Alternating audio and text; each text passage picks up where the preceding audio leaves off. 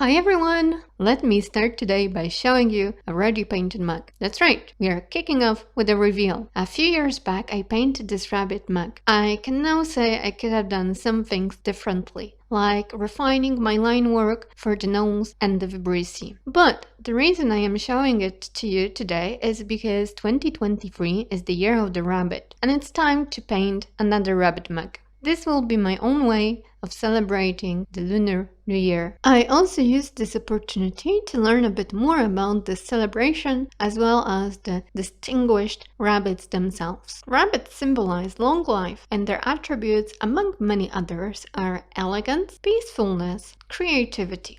I took inspiration from that and decided to paint an elegant Mr. Rabbit and a creative Mrs. Rabbit. This project proved to be a bit ambitious, so in this video you will only see Mrs. Rabbit, and Mr. Rabbit will have his own spotlight next week. I wonder if you can spot Mr. Rabbit in today's video. He's making some cameo appearances, so if you watch closely, you are bound to see him. The positive feeling I got from the rabbit attributes made me immediately think of cuteness and bliss, so I chose pastel colors for this project with line work that also wouldn't be too harsh. I outlined everything with a darker shade of the base color, and it turned out just as I have hoped it would. As always, I started the process by sketching my rabbit couple. I cut down to size 2 pieces of paper so it would fit the sides of the mug well, which was really convenient, but at the same time it made me forget to refer to the other sketch while drawing, and I messed up the proportions. And Mr. Rabbit is a wee bit smaller compared to Mrs. Rabbit. He also has a few less flowers around him, but what you gonna do?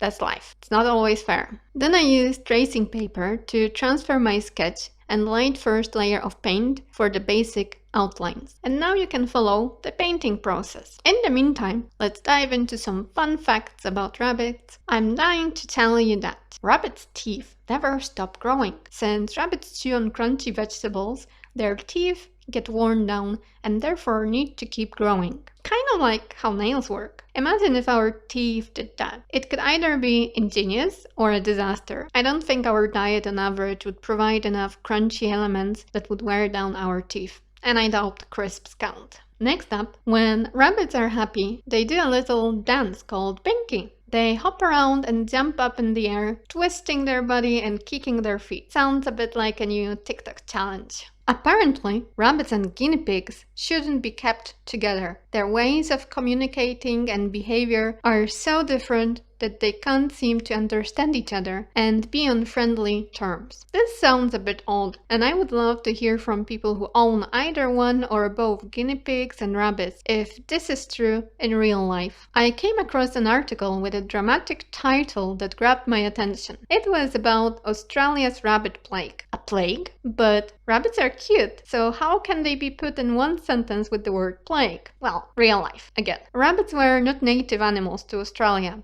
There were some domesticated rabbits, but once wild rabbits from Europe reached the shores of this continent, they multiplied by thousands and became a threat to the local flora and fauna. Till this day, Australia struggles with controlling the wild rabbit population. This is a fascinating story which I encourage you to investigate further. Carrot for thought. Finally, being born in the year of the rabbit is supposed to bring you good luck. Among many others, some notable rabbits are Albert Einstein, Frank Sinatra, Queen Victoria, and Billie Holiday. Feel free to share down in the comments how you celebrate the Lunar New Year, if you do, and what are you hoping for this year. Enjoy the video, see you at the reveal.